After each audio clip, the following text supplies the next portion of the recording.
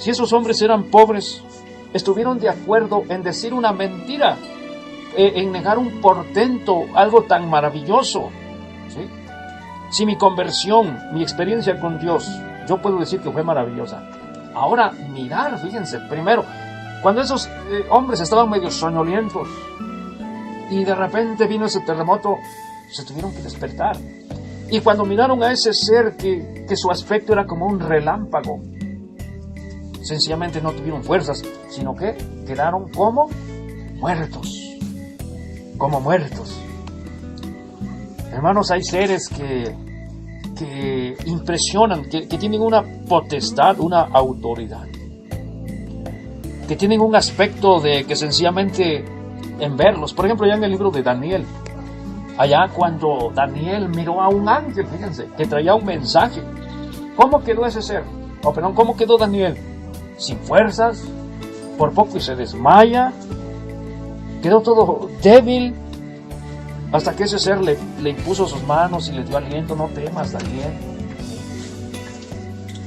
Y entonces este hecho, hermanos, fue algo tan maravilloso que ellos ni siquiera, yo les aseguro que tuvieron el intento de tomar sus lanzas, sus espadas. ¿Por qué? Porque sencillamente la majestad de ese ser, hermanos, yo creo que los dominó por completo. En el verso 4 dice: de miedo de los guardas se asombraron y fueron vueltos como muertos. Y entonces fueron corriendo allá a dar la noticia después de que pasó aquel suceso. Y después se juntaron ahí, estaban aquellos fariseos, aquellos sacerdotes. Y esos hombres seguramente que platicaron esa experiencia. Pero aquellos en su ceguedad, como en ese tiempo el mundo de ahora, ciego, ¿qué dijeron? ¿Qué dijeron? La palabra del Señor dice que dieron mucho dinero. Ha habido consejo en el verso 12. Juntados con los ancianos y ha habido consejo, dieron mucho dinero a los soldados para que dijeran una mentira. ¿Y cuál era esa mentira? No es cierto que el Señor resucitó. No es cierto que ese Jesús resucitó. Lo que pasa es que dice: sus discípulos vinieron de noche cuando nosotros estábamos dormidos y se robaron el cuerpo. Y la palabra del Señor dice que esta mentira circula hasta el día de hoy. Fíjense, ¿cómo es posible negar un milagro, un portento, un hecho sin precedentes? ¿Cómo es posible? Por un lado podemos mirar que la avaricia del hombre puede ser mucha. Decir una mentira, decir una mentira que apartaría a muchos del camino de Dios. Pero yo lo que quiero aquí resaltar es que si el Señor Jesucristo hubiese sido lo que los intelectuales de ahora dicen que fue, por ejemplo, un hombre sobrenatural que partió la historia en dos. Hay algunos que dicen que Jesucristo fue un gran pensador de aquellos siglos, que la gente no comprendió. Para otros, Jesucristo es la segunda persona de la Trinidad, que no existe. Trinidad, para empezar, es un nombre femenino. Dios no es mujer, Dios es Dios. ¿Qué fue para el mundo intelectual, el mundo incrédulo? ¿Qué fue el Señor Jesucristo? ¿Qué fue? Algunos tal vez pensarán que fue el hijo de José, ¿sí? Pues sabemos que la palabra del Señor dice que no fue hijo de José, e incluso ni de María. ¿Qué saben ustedes de las 46 cromosomas? Usted sí sabe eso, ¿no? Se sabe que nuestro origen es de papá y de mamá, 23 y 23 cromosomas, ¿no? En este tiempo, si mi esposa y yo quisiéramos tener un hijo, lógico que ella no lo puede concebir, pero pudiéramos rentar un vientre. Pues sí, o no se puede. Pues sí, usted también si quisiera tener un hijo. Mi hermana ya tiene más de 40, no se podría. Pero ya con eso ya. Pero ya con eso basta. ¿Sí? ¿Qué doy a entender con esto? que las 23 cromosomas, ¿sí? Porque 23 cromosomas vinieron de lo alto, del Padre Celestial. Las otras 23 cromosomas no provenían de María, sino ¿de quién? Podemos deducir que si eso hubiera sido 23 de María y 23 del Espíritu Santo de Dios, se dice que el Señor Jesucristo hubiese sido la mitad divino y la mitad pecador. ¿Sí? Entonces en Dios no fue así, porque las 46 cromosomas que dieron origen a la persona del Señor Jesucristo sencillamente vinieron del tercer cielo. Por eso el Señor en algunas ocasiones dijo: ustedes son de abajo, yo no soy de abajo. El Señor era enteramente divino, era celestial, el principio de la creación de Dios. Para nosotros es Jesucristo, Dios manifestado en carne. Entonces, fíjense, si esa mentira circula hasta el día de hoy en el pueblo judío, ¿por qué en los 1980 y tantos años que han pasado, por qué no se ha extinguido? Es muy probable que de los que estamos aquí, algunos acepten realmente que no aman a Dios, como hace 2 años, hace 3 años, hace 32 años, en este caso cuando yo me convertí. ¿Sí? Pero eso no quiere decir que porque tú no ames a Dios, que el Evangelio se vaya extinguiendo, porque hay unos que se acaban de enamorar hoy de Dios. Hay otros que por años han venido caminando amando a Dios. ¿Qué podemos decir de las grandes persecuciones de que fue objeto la iglesia del principio? ¿Qué podemos decir? Las grandes persecuciones, allá del libro de los Hechos, capítulo 7, allá da razón como en ese tiempo la iglesia del Señor, que más o menos tendría en número como de unos 8,000, fíjense, 8,000 miembros, cuando se juntaban todos, dice la palabra que todas las cosas las tenían en común. Comían juntos, adoraban juntos, cantaban juntos, iban al culto, tal vez no los 8,000, pero tal vez unos 5,000, después otros 3,000. Lo cierto es que todos los días estaban en actividad.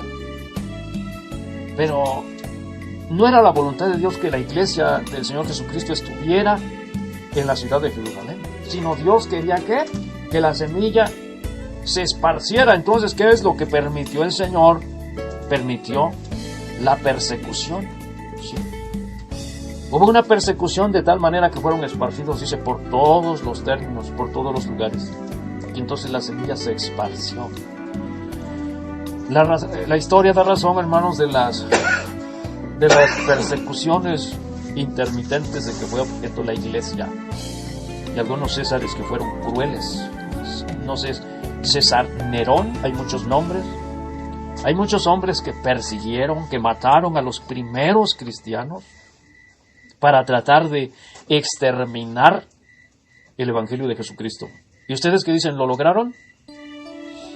No, porque se dice que mientras más los mataban, los perseguían, se dice que más se multiplicaban.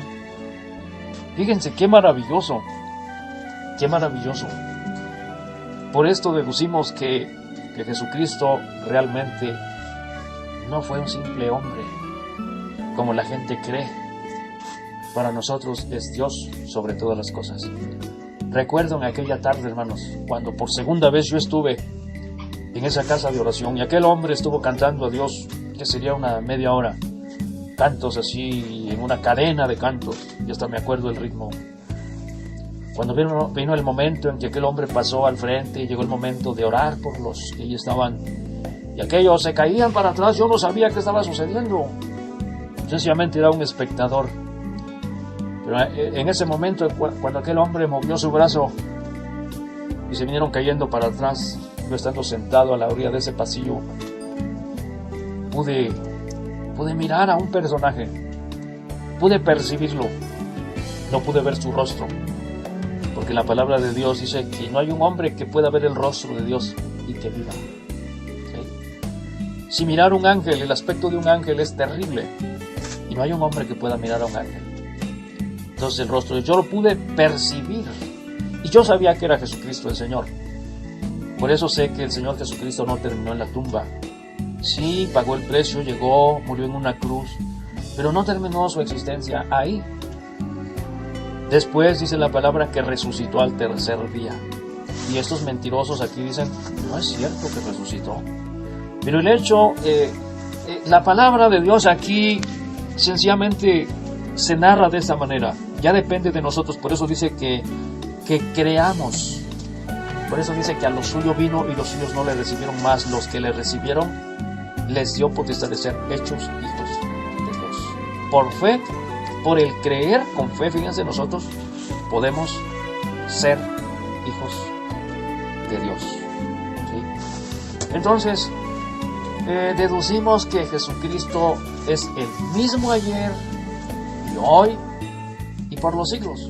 Y lo que decíamos al principio es que nosotros necesitamos, hermanos, creer en Él por la sencilla razón de que si no fuera así, nosotros también seríamos perdidos, como aquellos que escribieron su nombre en el polvo. ¿Qué sucede? ¿Qué sucede cuando alguien camina a la orilla de la mar y escribe su nombre en la arena? ¿Qué sucede? Se borra, ¿no? Porque viene una ola y parece que llega hasta aquí. Y de repente se va, pero cuando viene ya, pues resulta que avanza más. ¿Sí? Entonces, así es la vida del hombre que no conoce a Dios. Necesitamos nosotros escribir nuestro nombre. Hay un texto, si lo quieren leer, allá en Jeremías, fíjense, Jeremías, creo que es el capítulo 17, miren lo que dice.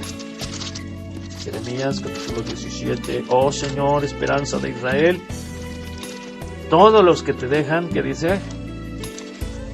Serán avergonzados. Sí. 17:13, oh Señor, esperanza de Israel, todos los que te dejan serán avergonzados, y los que de mí se apartan, fíjense lo que dice el Señor, serán inscritos en el polvo, porque dejaron, la otra versión dice, al Señor manantial de aguas vivas. Bueno, ¿cuántos de nosotros vamos a escribir nuestro nombre en el polvo? ¿Les gustaría? En la arena de la mar, cuando sube la marea, sencillamente ya no es. Ya no es. ¿Qué será de aquí a unos 1000 años si tardara el Señor en venir? ¿El árbol del tule aún seguirá de pie? ¿Ustedes qué dicen? ¿Sí?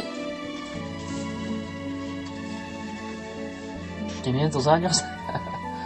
Pero si ya lleva 2000 y tantos, ¿cómo es posible que a lo mejor es un árbol que sí, son muy longevos, pero tal vez no llegan a los 3000 años? Pero más sin embargo, aquellos que creyeron en Dios, ¿qué dice el Señor? El mundo pasa y sus deseos, mas el que hace la voluntad de Dios, ¿qué dice? Permanece para siempre. Para siempre. ¿Dónde estará Hernán Cortés? ¿Se acordarán de él todavía? ¿Las nuevas generaciones? Es muy probable. Pero a mi juicio fueron hombres que nunca se sujetaron a Dios, que pusieron en alto su religión, porque ellos no soportaban cuando venían y cuando empezaron a internarse por el territorio mexicano y se dieron cuenta que las gentes de aquellos siglos adoraban a dioses de piedra, a dioses paganos, y les ofrecían sacrificios humanos, se dice. Fíjense. Y ellos no podían soportar aquello y se aterrorizaron cuando se dieron cuenta que después de arrancarles el corazón y ofrecerlos a sus dioses y aún los destazaban y ¿saben qué? Esa carne se la ponían al maíz hervido, lo que ahora conocemos nosotros como el pozole, ¿verdad? Cuando sacrificaban a sus dioses allá en ese alto, en esa pirámide ahí, ¿verdad? Y entonces esos cadáveres los aventaban para abajo y los otros sacerdotes listos ya para destazarlos y para echarle al pozole. Pero ellos, según católicos, ¿no? Sin ofender a los católicos, pero nuestros antepasados, ellos no servían a Dios. Hay un texto que dice que lo que los gentiles sacrifican, dice, a los demonios los sacrifican. ¿A quiénes servían los mexicas? Los mexicas, ¿a quiénes servían? los tlaxcaltecas, todas esas personas que no conocían esta palabra bendita, no conocían a Jesucristo el Señor. ¿A quiénes servían? A los demonios. A los demonios, sencillamente.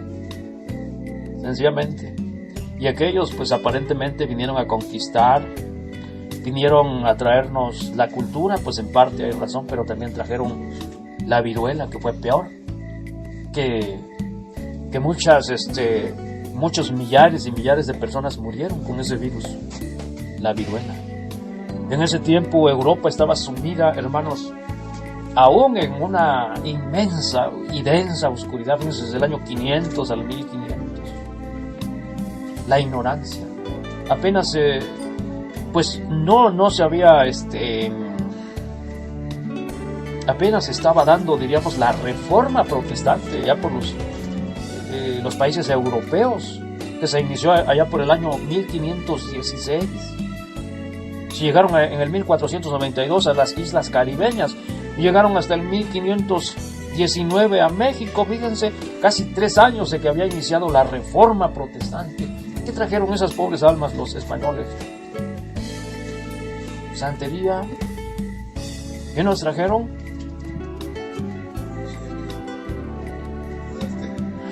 Pues sí.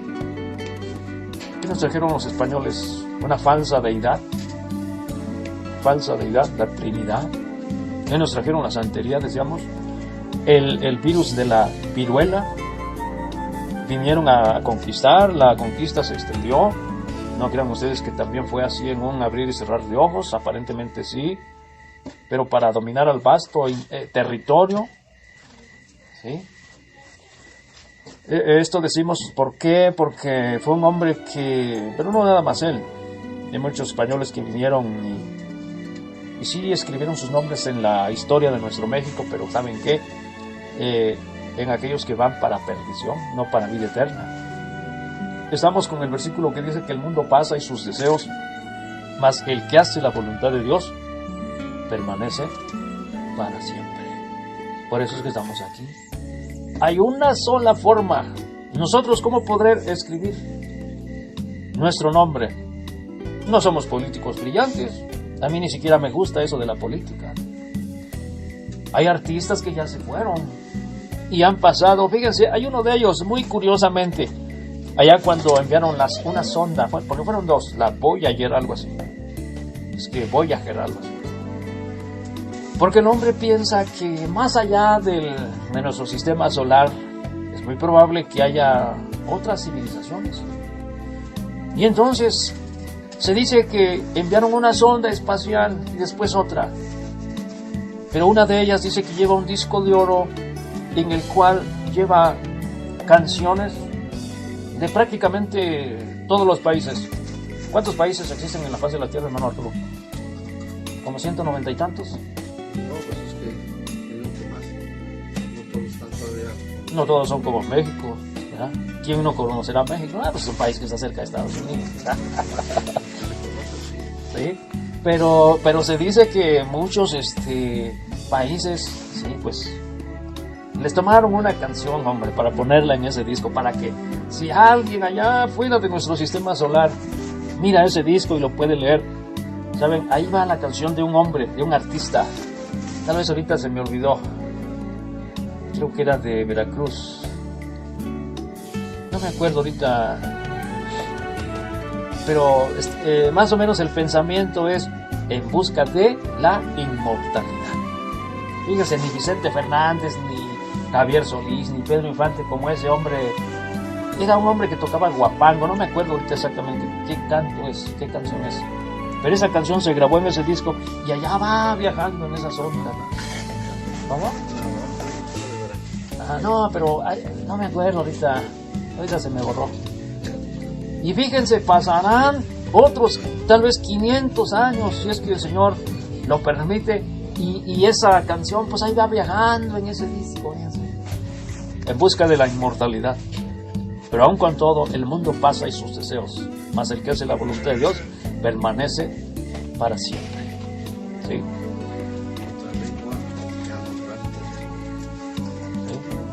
¿Sí? Y Fíjense qué curioso, ¿por qué los egipcios levantaron grandes pirámides que hasta el día de hoy se mantienen firmes como desafiando al tiempo? ¿Por qué?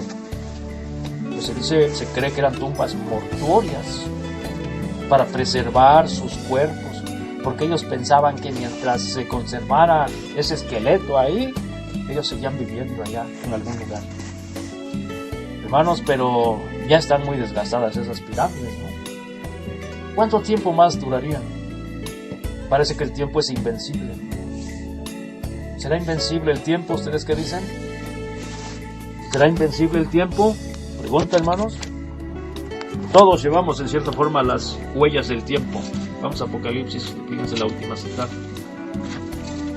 Ya miramos acá cómo estos soldados siguieron una mentira. Les dieron muchísimo dinero para negar un portento. Fíjense lo que dice Apocalipsis capítulo 10. Y estamos ya por recibir el año nuevo, el 2022. ¿Qué nos traerá 2022?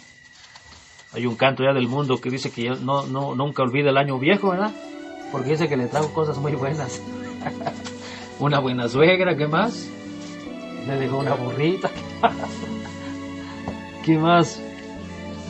¿Qué tanto nos dejó el año viejo? ¿Fue bueno para nosotros? En cierta forma creo que sí. Sí nos dejó algunas cosas buenas. Bueno, ojalá y el año 2022 para nosotros sea muy venturoso. Aleluya, estamos contentos, hermanos. Verso 6, mire, vamos a leer desde el verso 5.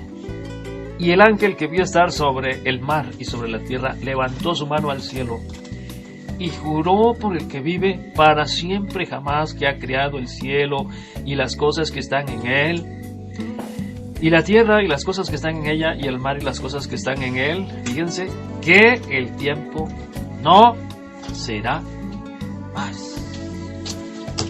¿Tenemos la huella del tiempo en nuestro rostro? Tal vez no tanto así, los que todavía tenemos un poco de juventud. Pero hay gente que tiene el rostro ya todo apergaminado. Las huellas del tiempo. Y los años pesan sobre ellos. ¿Por qué? Porque como están ya de la espalda, están así medio encorvados. Las huellas del tiempo. Y parece que el tiempo es como un torrente de aguas que se lleva todo a su paso, hermanos. Se llevó a nuestros abuelos, nuestros bisabuelos. ¿Qué más se llevó el tiempo? ¿Ustedes qué dicen? Se ha llevado a los grandes artistas, aquellos que conquistaron el corazón de muchas personas, de muchos fans. ¿O no es así? ¿Qué sucederá con esas ondas que aún siguen viajando? Pues algún día también van a dejar de ser, porque el tiempo que las va a deteriorar. El tiempo también destruye a las estrellas. ¿Ustedes qué dicen, sí o no? A cada día yo les aseguro que mueren estrellas, aquellas supernovas que de repente explotan, y que ese fulgor tarda años en llegar a la Tierra, y así como llegan a la Tierra también en desvanecerse. A cada día siguen naciendo seguramente agujeros negros, pero también se siguen acabando agujeros negros. A cada día nacen estrellas y otras mueren, ¿sí? Hay alguien que tiene el rocío de su juventud desde la eternidad hasta la eternidad. ¿Quién es? Jesucristo el Señor, porque dice que Él es el mismo ayer y hoy y por los siglos. 2.938 años, 38 y más, no, 1.983 años y más que han pasado y que seguirán pasando, no serán suficientes. ¿Para qué? Para ahogar y para apagar a ese personaje. Jesucristo el Señor siempre estará de moda. Yo recuerdo allá en mi niñez cuando los jóvenes usaban unos pantalones acampanados. Aquello pasó. Ahora los jóvenes de ahora, ¿cómo andan? Con los pantalones entubados de abajo, ¿no? Es la moda de ahora. Y luego se hacen unos peinados así como el de pájaro loco. Todos recortados de acá y luego bien copetudos y de frente. Pero eso pasará. Hubo tiempo en que las mujeres usaban minifaldas. Sí. Pero aquello pasó, aquello se fue. Pero Jesucristo el Señor, ustedes que dicen, ¿ya pasó de moda? No ha pasado de moda. No. A mí me resplandeció esa luz maravillosa cuando tenía 21 años. ¿Qué sería de mi vida sin Cristo Jesús? Y yo estoy seguro que Jan se va a enamorar de ese personaje maravilloso cuando le conozca. Y eso deseo. Y si es un embajador del Rey de Reyes y Señor de Señores, yo estaré más contento. Jan, ahorita tal vez no me entiende, pero ese personaje maravilloso nunca pasará de moda. ¿Por qué? Porque Él es el mismo ayer y hoy y por los siglos. Y aunque dijeron una mentira, no es cierto que el Señor resucitó, no, lo robaron sus discípulos cuando nosotros dormíamos. ¿Saben qué? En aquella tarde a mí se me manifestó. Fue por el año 1988. Yo era un jovencito de 21 años. Es un privilegio que no es de todos, porque la fe es por el oír. Y Dios lo quiso que así fuera para que yo te platicara y tú lo creas. Y si lo crees, puedes dar pasos, pero no solamente puedes enamorarte de Él, puedes amarlo, puedes decir que existe. Y si no lo crees, dile, Señor, pues yo también quiero un testimonio, porque la palabra del Señor dice que Él da testimonio a nuestro espíritu de ¿qué? De que somos hijos de Dios. En este camino no podemos caminar nada más a ciegas. Es necesario creer, eso sí, pero a veces Dios en su amor y en su misericordia nos confirma de que Él es verdadero. Lo cierto es que la palabra del Señor dice, hermanos, que el tiempo no será más. Y esto se está aplicando de manera universal. El tiempo ya no será más. Pero ahora eso si lo aplicamos de manera individual. Hermanos, para mí este texto aún no llega. Pero va a llegar un momento en mi existencia en que para mí mirar la luz del nuevo día ya no será para mí. Ya no será. Mirar la luz del nuevo día, eso ya no será para mí. Eso ya no será, ponga atención, eso ya no será para nosotros. Por eso el Señor en su palabra dice que el mundo pasa y sus deseos, mas el que hace la voluntad de Dios, cálmate ya, permanece para siempre. ¿Hemos entendido algo, hermano? ¿Sí? Vamos a buscar a Dios, vamos a retener nuestra fe, aunque pasen los años, y quedemos así como pasas, ¿por qué no? Pero un tesoro maravilloso, el hombre interior, dice la palabra que a cada día, ¿qué sucede? Se renueva. Dios nos bendiga a todos, vamos a orar a Dios, ¿qué les parece? ¿Sí? Vamos a orar al Señor, pues.